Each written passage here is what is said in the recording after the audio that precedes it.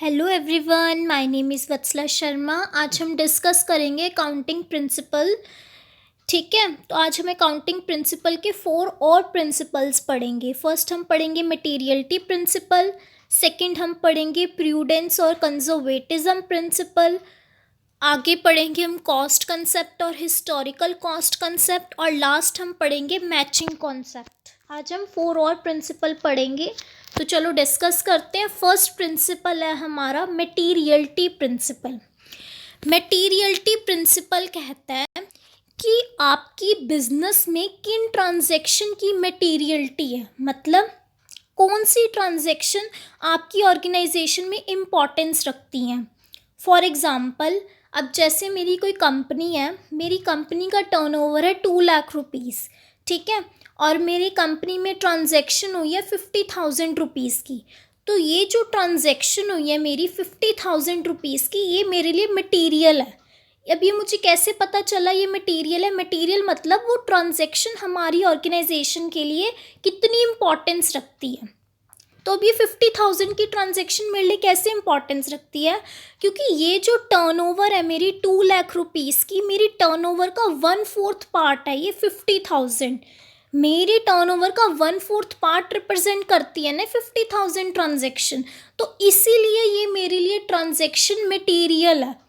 और अगर वहीं पर ही मैंने 1 रुपये की कोई माचिस खरीदी है, तो वो तो ट्रांजैक्शन मेरे लिए मटेरियल नहीं है। तो ये प्रिंसिपल यही कहता है कि हमने उन्हीं ट्रांजैक्शन को डिस्क्लोज करना है अपनी बुक्स ऑफ अकाउंट्स में जो ट्रांजैक्शन हमारे लिए इम्पोर्टेंस रखती होगी, जो ट्रांजैक्शन हमारे लिए मटेरियल रखती होगी, मटेरियल होती होगी। तो अब इस प्रिंसिपल का यही मतलब है कि आपने उन्हीं ट्रांजैक्शन को शो करना है अपनी बुक्स ऑफ अकाउंट्स में जो ट्रांजैक्शन आपकी ऑर्गेनाइजेशन के लिए मटेरियल होंगी, जो ट्रांजैक्शन आपकी ऑर्गेनाइजेशन के लिए इम्पोर्टेंस रखती होगी। ठीक है, तो पढ़ते हैं क्या लिखा है। It refer to relative importance of an event और an item whether an item is material, ये मटीरियल नहीं है, ये मटीरियल है, और नॉट कि आइटम मटीरियल है या नहीं, वो किस पर डिपेंड करेगी? उसके नेचर पे, कि उसका बिजनेस का नेचर कैसा है। और अमाउंट पे डिपेंड करेगी। Only those item should be disclose that have significant effect, कि सिर्फ उन्हीं आइटम्स को हमें डिस्क्लोज करना है, डिस्प्ले करना है जिनका इम्पॉर्टेंट इफेक्ट पड़ेगा। अब जैसे मैंने एग्जांपल अभी दिया है कि जो टर्नओवर का मेरा 1/4 पार्ट रिप्रेजेंट करता है, तो उसका तो इम्पॉर्टेंट इफेक्ट पड़ेगा। मेरी टर्नओवर है 2 लाख की और मेरी ट्रांजैक्शन बिजनेस मेरी 50,000 की, तो इसका तो इफेक्ट पड़ेगा बिजनेस के अंदर। और वहीं पर अगर मैं 1 रुपये की ट्रांजैक्शन कर रही हूँ तो उसका कोई इफेक्ट नहीं पड़ेगा। ओके, और are relevant to the user, जो यूज़र के लिए रेलेवेंट रहेगी, जो इंटरनल और एक्सटर्नल यूज़र्स के लिए रेलेवेंट रहेगी इंफॉर्मेशन, हमने उन्हीं चीज़ों को, उन्हीं आइटम्स को, उन्हीं इवेंट्स को रिकॉर्ड करना अपनी बुक्स ऑफ अकाउंट्स में। जो चीज़ें इम्पॉर्टेंस रखती होंगी, जो चीज़ें मटेरियल होंगी, उन्हीं को ही रिकॉर्ड किया जाएगा ना बुक्स ऑफ अकाउंट्स में। जो चीज़ें इतनी इम्पॉर्टेंट नहीं होंगी उनको रिकॉर्ड नहीं किया जाएगा। तो ये बस इम्पॉर्टेंस बताता है, मटेरियलिटी मतलब ये इम्पॉर्टेंस बताता है कि किन ट्रांजैक्शन की इम्पॉर्टेंस है बिजनेस में। ठीक है, उन्हीं को रिकॉर्ड करना है अपनी बुक्स ऑफ अकाउंट्स में। ओके, अब ब्रैकेट में लिखा है मैंने, an item can be material for one organization and may not be for another। इसका मतलब कि वही ट्रांजैक्शन एक ऑर्गेनाइजेशन के लिए इम्पोर्टेंस रख सकती है और वही आइटम दूसरी ऑर्गेनाइजेशन के लिए मटेरियल नहीं हो सकती।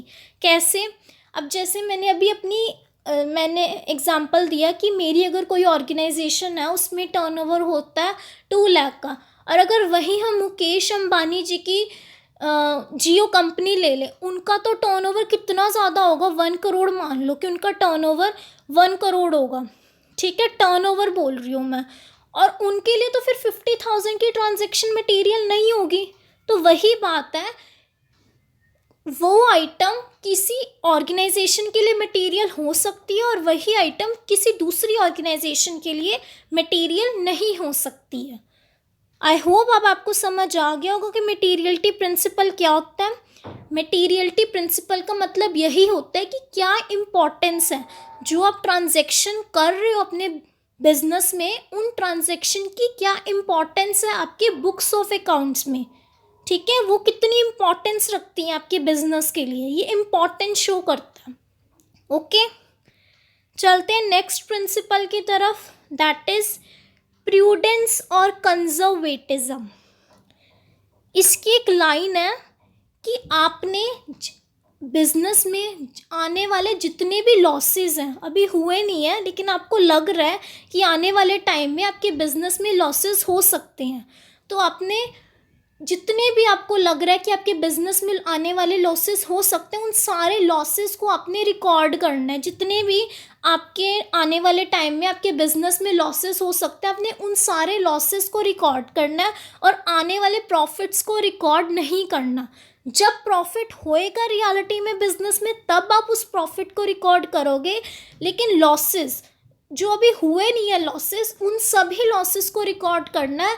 और आपको लग रहा है कि हाँ, ये आपको आने वाले टाइम में लॉसेस आपके बिजनेस में हो सकते हैं, तो उन सारे आने वाले लॉसेस को अपने रिकॉर्ड करना है, लेकिन प्रॉफिट को रिकॉर्ड नहीं करना।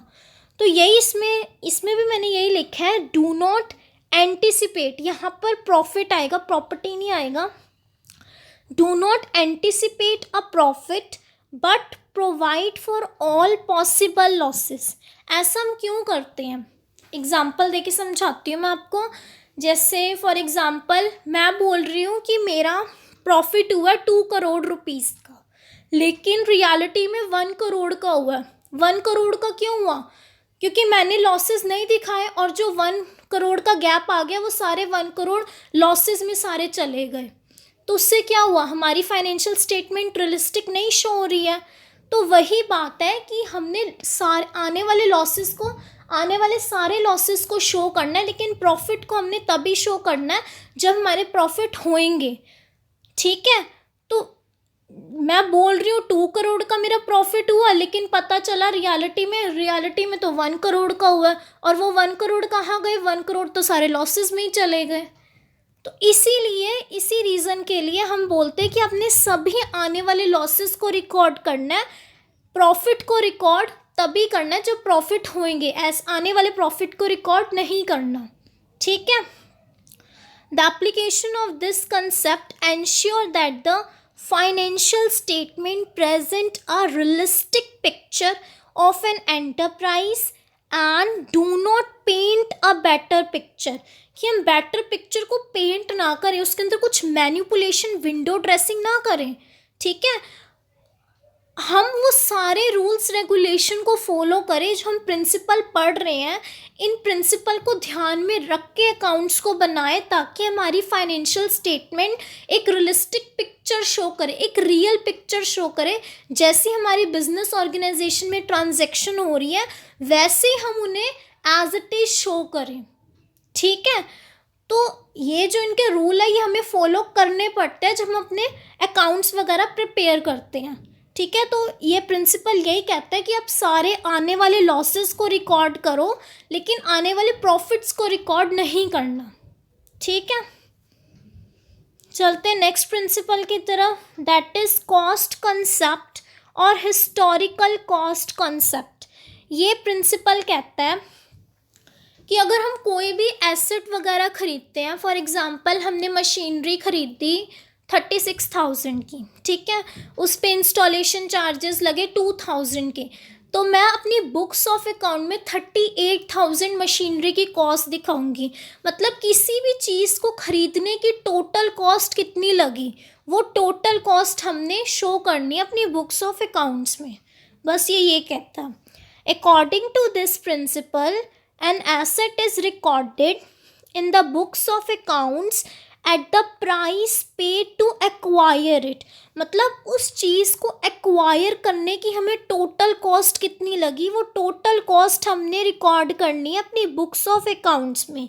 And the cost is the basis for all the subsequent accounting of the asset. Simple है कि बस ये यही बोल रहे हैं कि किसी भी चीज़ को एक्वायर करने की हमें टोटल कॉस्ट कितनी लगी, कि हमने उस चीज़ को ख़रीदा इतनी लगी, प्लस उसको इंस्टॉल करने के भी चार्जेस, और भी बहुत सारे खर्चे होते हैं किसी भी चीज़ को एक्वायर करने के लिए, तो वो सभी को टोटल करके हमने अपनी बुक्स ऑफ अकाउंट्स में लिखना है।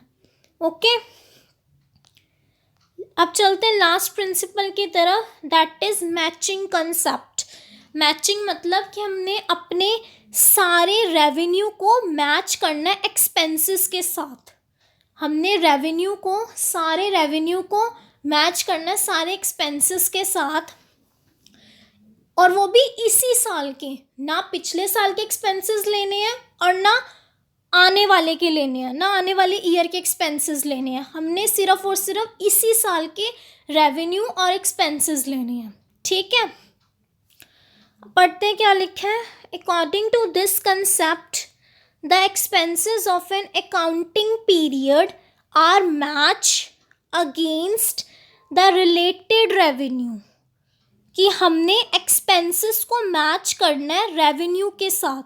The expenses of an accounting period are match against the related revenue rather than cash received or paid. This ensure true and fair profitability and financial position. अगर हम सारे expenses को, इसी साल के सारे एक्सपेंसेस को और इसी साल के सारे रेवेन्यू को मैच करते हैं, तो उससे हमारी ट्रू और फेयर प्रॉफिटेबिलिटी और फाइनेंशियल पोजीशन पता लगेगी। For example,